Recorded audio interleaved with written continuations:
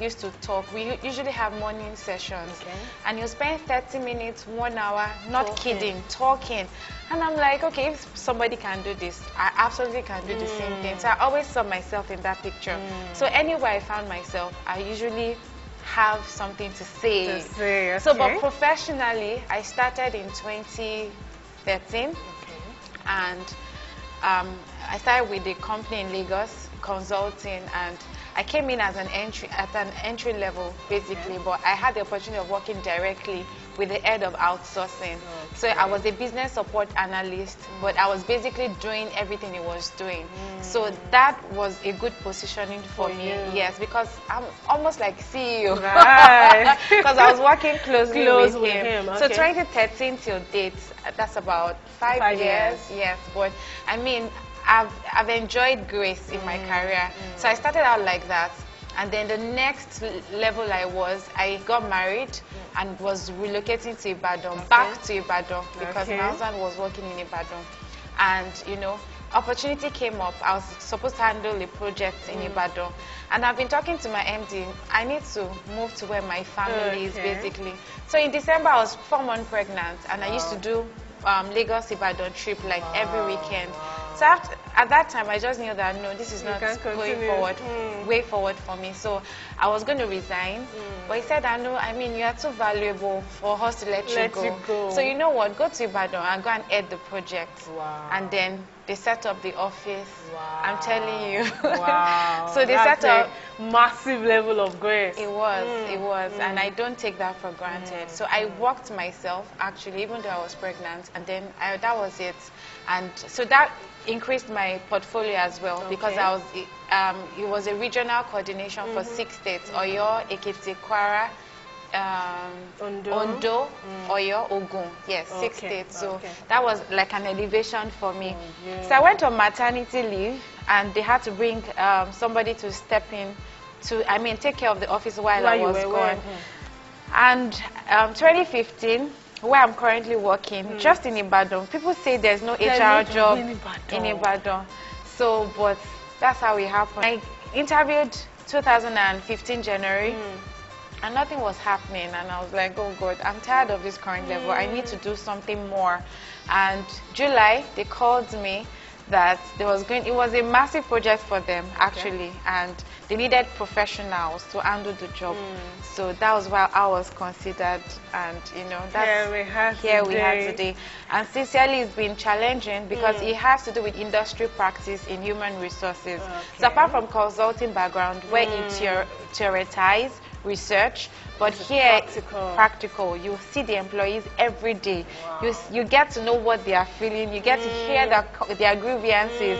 Like they can just walk to your office and say, just tell you the rants and all of that. Rants. It's more like rants. So I needed to understand that my roles have switched, my industry has switched, my terrain has switched, so that I can better accommodate more people. I'm more better today. I'm a better manager, because apart from the employees, I also manage a team of 5 people. I lead a team of 5 people. So it's both ways. You manage employees, and you also manage people that help you to get the work done. So you're like dual manager, if I can say that. And I haven't even also talked about vendors, because you need to relate with the vendors. You have, because it's human relations. You talk about onboarding your employees, giving them, settling them into the job as it itself. Salary, you need to process account. Then statutory remittances are also there. So you have vendors on the other side also that come knocking every day, that what is available for us, how can we help, how can we partner, you need to partner to all that. So I say, like, to my downlines, that you have to be able to practice white space.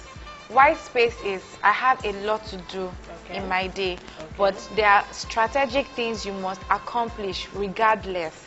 So you have to, your employees can make you start the day. You have to start your day yourself and be able to vision that by the end of this day, by the end of this week, by the end of this month, the end of this quarter, this year, this is our accomplishment, these are our goals.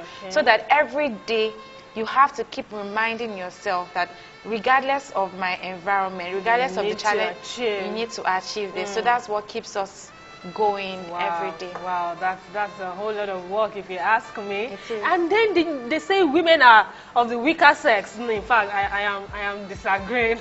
Absolutely. Okay, ma'am, you have a passion for youth. Yes. What fuels the passion? Why youth? You know, it could be widows, it could be single mothers and all of that. But why the youth?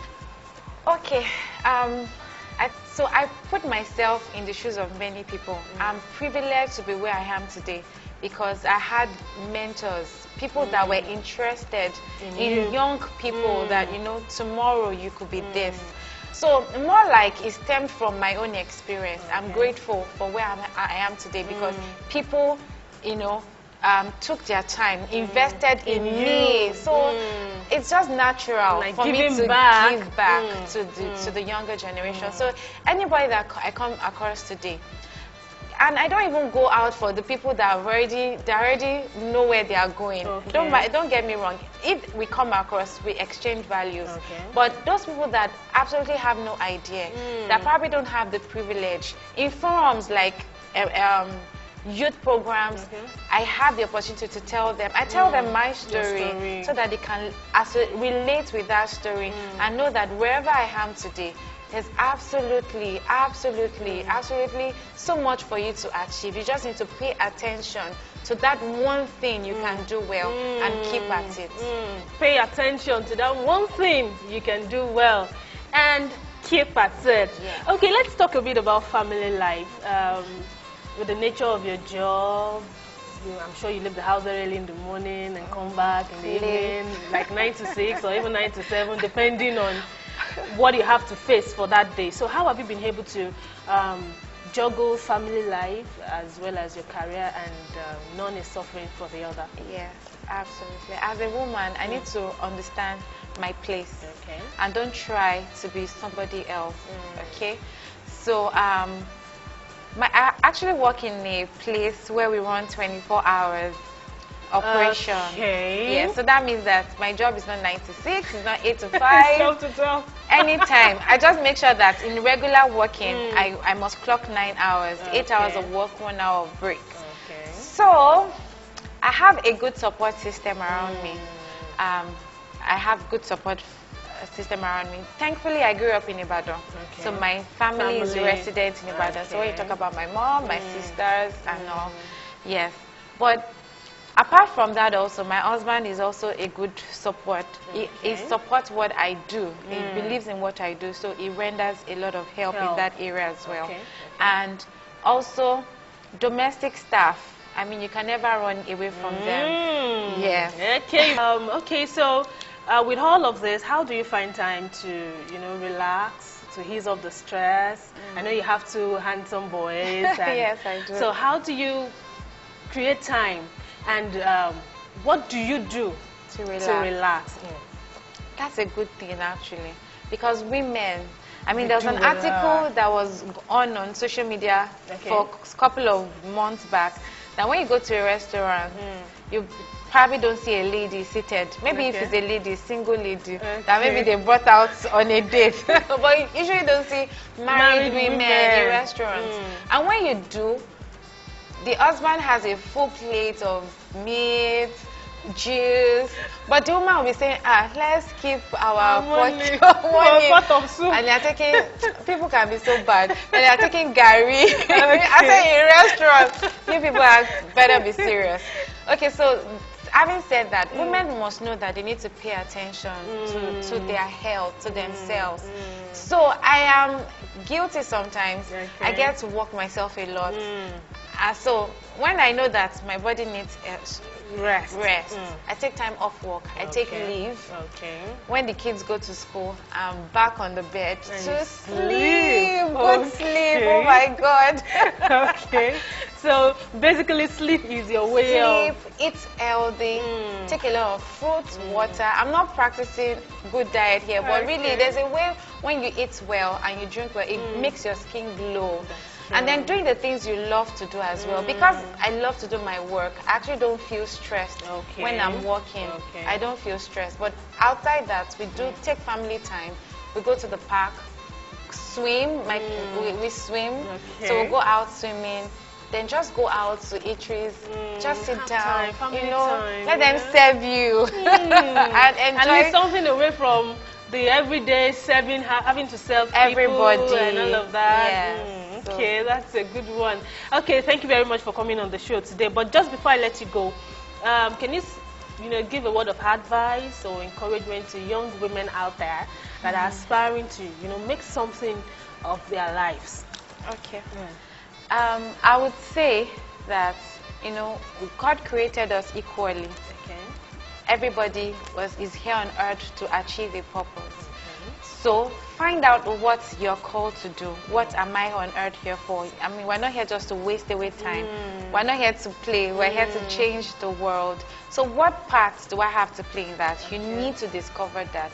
And then, of course, with the virtue of patience, perseverance, learning, putting yourself to learn and serve, you will discover more of yourself. And when you do, put everything into it. Put everything to it. Enjoy life. Live large. Have a good heart. And then invest into things that you love to do. I believe with that, you'll be glad that you came to planet Earth. Okay, thank you very much, Anoluwa, for coming on the program today. Okay, people, the program is still Women Today. We'll go on a short break, and when we return, the program will continue. Don't go anywhere.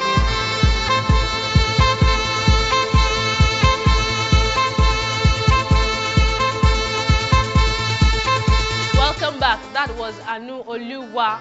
I'm sure you enjoyed that interview session with her. And now you have made up your mind to do something with your life. Okay, on our empowerment series today, I'll be telling us something, a business that you can do with whatever it is you have. Today we'll be talking about the cleaning business. Cleaning, you say? Yes. A lot of us have this passion, or we are very good at house chores. I mean general house cleaning. Unlike some others that would rather not do anything as it pertains to house chores. So if you are one of those that love to work with their hand, especially clean places, then you can actually make money from that. It is the end of the year. A lot of people would want to move to another apartment, maybe move to their personal house, and they need to do some cleaning and all of that. This is the time to make money from them. And you can start actually with those in your immediate environment, your family members, your friends. Instead of doing it for them for free, excuse me, yes, you can make money because it's your sweat, it's something you do with your energy. So you can charge them and then make money from that. All you need to do is just get the basic cleaning equipment, basic cleaning materials, or like detergents, buckets, mop sticks, brushes, and all of that. And you can start up. So you say it's not something you really need big money to do. And then you can ask your friends to help make referrals. If your friends can refer you to 2 of their friends, before you know it, you begin to need more people to join you. And then you become an employer of labor. So you see, that is a major way you can make money this Yuletide season.